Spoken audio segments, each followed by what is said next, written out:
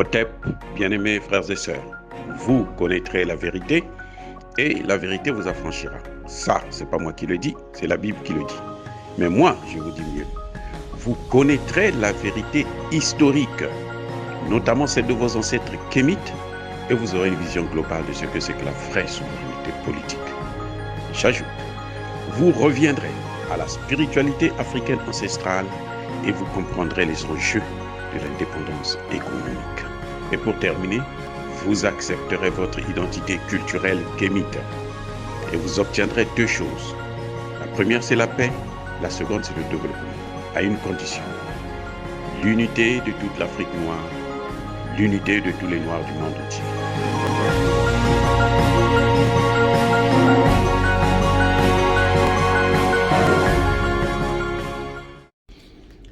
Otep à tous, bienvenue sur la chaîne des panafricanistes, par essence, par conviction et par excellence. Celle des citoyens kémites, par nécessité et obligation de combat. Nous sommes une chaîne qui n'est guidée que par nos ancêtres, et rien que par les ancêtres qui appartiennent à l'égrégore du monde noir. Par conséquent, nous ne croyons en aucun Dieu venu de l'étranger. Toutefois, il nous appartient de préciser ce qui suit. Cette vidéo n'est aucunement destinée à la haine ou à la violence. Nous menons un combat politique, géopolitique et géostratégique sur la base des principes de la Mahat, vérité, justice. Ce combat est destiné contre l'impérialisme, le colonialisme, le néocolonialisme et l'endocoloniat. Il s'agit d'apporter notre modeste contribution dans cette noble lutte pour la souveraineté, la dignité et l'unité africaine. Et ça, c'est exactement ce que c'est que le panafricanisme. Ceci dit, nous allons parler aujourd'hui de la complaisance des dirigeants africains, en particulier du président Touadéra et du président Assimi Goïta. Beaucoup vont se dire que, mais pourquoi je suis dur avec ces chefs d'État? Je l'ai déjà dit dans plusieurs de mes vidéos que si ces deux chefs d'État, si ces deux pays tombent, si ces deux pays échouent, si ces deux populations retombent dans les mains des Occidentaux, alors Touadéra et Assimi Goïta ne nous auront pas rendu service. Ils nous auront plus fait mal que lorsque ils auraient accepté de se mettre dans les rangs dès le début de leur mandat, de leur gestion des affaires au sommet de l'État. C'est pour ça. Mais je reconnais, et je dois le dire ici encore une fois de plus, le travail difficile qu'ils sont en train de mener. Et je les encourage à continuer sur cette lancée. Mais je leur demande seulement d'aller plus loin, d'aller plus vite, de prendre des décisions les plus importantes maintenant. Parce que en politique, 4 ans, 5 ans, ça passe très vite. Et les adversaires, le diable, il est tellement patient qu'il peut attendre même 100 ans pour se venger. Donc, ils doivent mettre les bases essentielles, surtout lorsqu'ils ont des éléments pour le faire. Le premier élément qu'ils ont pour le faire, c'est la sécurité. On le voit aujourd'hui, Touadéra vient encore d'échapper à une tentative d'assassinat. Il y a eu d'abord l'affaire Kignolo, maintenant il y a celle-ci, en passant par comment vous appelez ça, les casques bleus égyptiens qui sont rentrés carrément à la présidence faire des photos. Donc, tout ça, ça montre que s'il a pu échapper, c'est parce qu'il y a un système de sécurité performant, que les services de renseignement centrafricains, comme maliens d'ailleurs, parce que au Mali, je n'en doute pas, hein, s'ils avaient pu déjà assassiner Choguel ou Assimi Goïta, ils l'auraient fait depuis très longtemps. D'ailleurs, on le voit, hein, on a vu quelqu'un a tenté d'assassiner Assimi Goïta dans une mosquée carrément. Voilà, donc, et là, le dossier est tellement lourd qu'ils ont pris, et c'est maintenant des légionnaires eux-mêmes qui passent à l'action au Centrafrique. Comme ils l'ont fait avec Idriss Déby aujourd'hui. Nous savons que Idriss Déby a été assassiné par les légionnaires. Enfin, nous le savions déjà, puisque je l'avais dit dans une de mes vidéos. Donc, maintenant, nous avons seulement la confirmation que ce sont des snipers français qui avaient tiré la balle fatale qui a tué Idriss Déby Itno. Donc, aujourd'hui, je vois que malheureusement, nos dirigeants sont complaisants. D'abord au niveau africain. Le Mali et la Centrafrique sont en train de mener une guerre sans merci.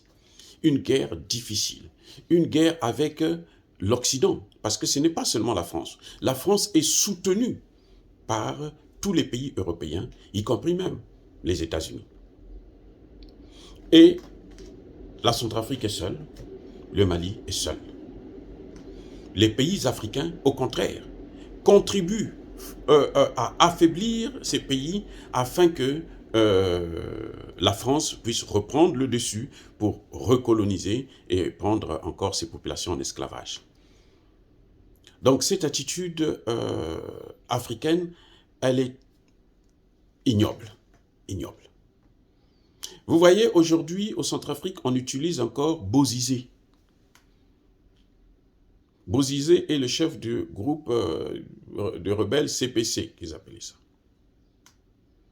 Mais, écoutez, Bozizé, là, pour perdre le pouvoir, là, ce sont les Français qui l'avaient enlevé. Parce que Bozizé, à un moment donné, était à court de liquidité. Il demandait seulement de l'argent pour payer les fonctionnaires. L'ambassadeur de France a refusé de lui donner l'argent. Il a tout fait, supplier l'ambassadeur de France pour qu'il appelle François Hollande. François Hollande a dit « Je ne veux pas lui parler ». Bozizé que vous voyez là. Et il appelle maintenant, il se fait recours à l'Afrique du Sud. Il dit à l'Afrique du Sud, voici, je vous donne tel gisement, et puis donnez-moi seulement l'argent pour payer mes fonctionnaires, parce que ça grogne même dans l'armée, je risque de perdre le pouvoir, et puis ça va encore, on repart dans la guerre civile. L'Afrique du Sud a aidé Bozizé. 2 jours plus tard, Bozizé avait perdu le pouvoir. Parce que la France n'était pas contente, la France l'a enlevé, la France l'a éjecté. Mais c'est ce même Bozizé que les Français sont allés prendre encore pour venir faire la guerre à Touadéra. C'est-à-dire qu'on ne comprend pas quel type de cerveau nous avons pour se comporter aussi, changer de veste comme des caméléons et être aussi ridicules. Maintenant, la complaisance des autorités africaines, c'est le fait que Bozizé circule dans toute l'Afrique. Il y a un mandat d'arrêt international des Nations Unies contre lui. Mais non, il part au Congo, il va au Cameroun, actuellement il est au Tchad. Il dort tranquillement dans de grands hôtels, alors qu'à cause de lui, des milliers de Centrafricains sont morts. Et les chefs d'État africains ne disent rien. La France a tenté d'assassiner Touadéra avec Kignolo. On n'a entendu aucun chef d'État africain faire un commentaire là-dessus. Cette fois-ci encore, les Français ont tenté de l'assassiner. Et ça, là, c'est pire, c'est que ce sont des agents, des légionnaires, des mercenaires qui travaillent aux Nations Unies. Comment les Nations Unies vont-ils recruter des mercenaires dans leur camp? Comment des Nations Unies? On dit bien les Nations Unies. Et c'est une mission de maintien de la paix. Et on voit que c'est une mission de mercenaires. Non seulement on les retrouve tout le temps dans leur voiture, quand elles tombent en panne en pleine route et tout, quand ils abandonnent, il y a des matières premières à l'intérieur, de l'or, du diamant, il y a tout ce que vous voulez comme matière première dans ces voitures. Et maintenant, ce qui est plus grave, c'est qu'ils recrutent des mercenaires pour assassiner les dirigeants africains. Et on n'a pas entendu le communiqué de la CEMAC. On n'a pas entendu le communiqué de l'Union africaine. On n'a pas entendu le communiqué de Moussa Faki. Non, il y a un problème grave. Il y a un problème grave que nous avons. Nos dirigeants sont trop complaisants. Maintenant, lui-même, Archange Touadéra, il ne faut pas qu'il continue à jouer avec sa vie. Sinon, tôt ou tard, on va finir par l'avoir. Il n'y a pas une meilleure sécurité que sa propre sécurité à soi-même. C'est-à-dire que la sécurité commence d'abord par les dispositions que toi-même, que soi-même tu prends. Surtout à un niveau comme celui-là. Vous n'allez pas, écoutez-moi bien, vous n'allez pas trouver dans le cortège de Joe Biden, non, même pas parler, ça c'est un niveau trop élevé, dans le cortège du secrétaire d'État américain, vous allez trouver des mercenaires français venir faire le cinéma qu'ils sont en train de faire en Centrafrique. Mais ce serait une déclaration de guerre contre l'Amérique. Vous allez voir, tous les Américains vont être indignés. J'ai eu cette chance d'entrer à plusieurs reprises dans le building, là où habitait Donald Trump quand il était président. Mais si vous voyez le dispositif de sécurité qu'il y a, si vous voyez les hommes en uniforme qui sont là pour protéger le building, même quand il n'est pas là, vous n'allez pas croire. Vous allez, ça dit que vous allez être sidéré, c'est incroyable. Maintenant, imaginez dans ces cas, le président est en train de venir dans son building et il y a des rigolos qui sont venus, qui sont rentrés à l'intérieur. Imaginez-vous. Et on dit que c'est un incident. Et M. Touadéra ne prend pas des dispositions pour virer cet ambassadeur. Mais ça, c'est une complaisance, mais alors c'est-à-dire que c'est comme s'il est hypnotisé. Nos dirigeants sont hypnotisés quand ils sont face à ces Français. Ils sont hypnotisés. Je ne sais pas. C'est incroyable de voir un comportement aussi bas. Il n'y a rien, il se tait. Bon, pour lui, bon, comme ça a échappé, c'est bon. Mais faites attention, hein. Ça ne va pas échapper tout le temps. Si ça continue comme ça, là, avec cette complaisance-là. Vous avez les Nations Unies, près de 15 000 hommes, qui sont en train de vouloir vous tuer, qui divisent le pays, qui donnent des armes aux rebelles. Et vous, le président de la République, vous ne faites rien pour annuler le... Mais attendez, le contrat des Nations Unies, il suffit d'écrire au secrétaire général de l'ONU et tous ces soldats-là, ils quittent le territoire. J'ai vu ça. J'étais moi-même au Burundi, je travaille pour les Nations Unies, lorsque le président Nkurunziza a décidé de nous faire partir. Il a décidé comme ça. On nous a donné 3 mois. Encore 3 mois, là, il a fallu de grandes discussions, de grandes négociations plutôt, pour qu'on arrive à 3 mois, cet accord de 3 mois, et puis bon, dans 3 mois, vous partez. Voilà, bien aimé. Et c'est ça la complaisance des dirigeants africains. Touadéra et Assimi Goïta n'ont pas le droit de continuer à garder les missions des Nations Unies sur leur territoire. Regardez, la France déclare que moi, je veux rester au Mali pour protéger les forces des Nations Unies.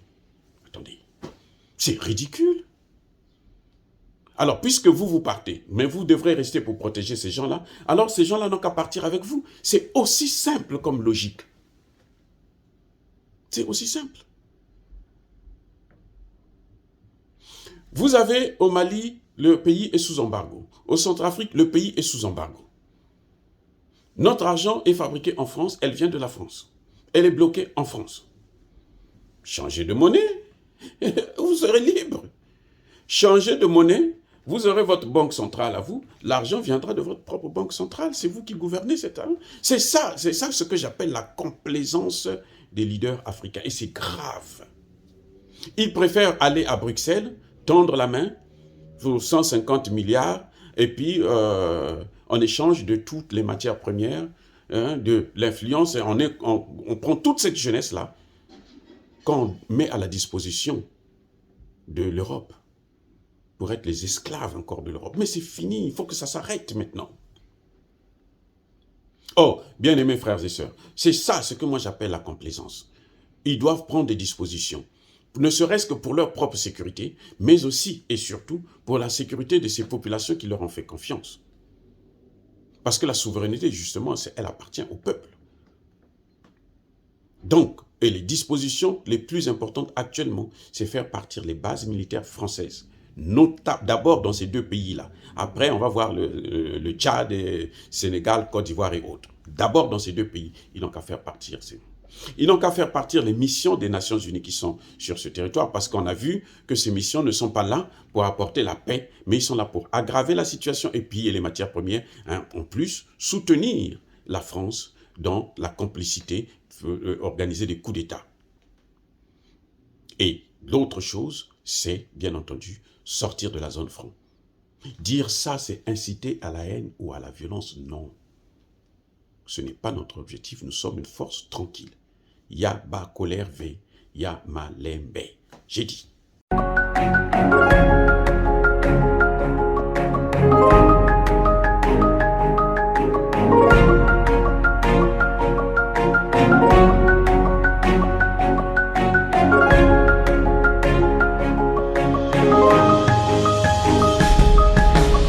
Eux, ils marchent par la foi et non par la vue.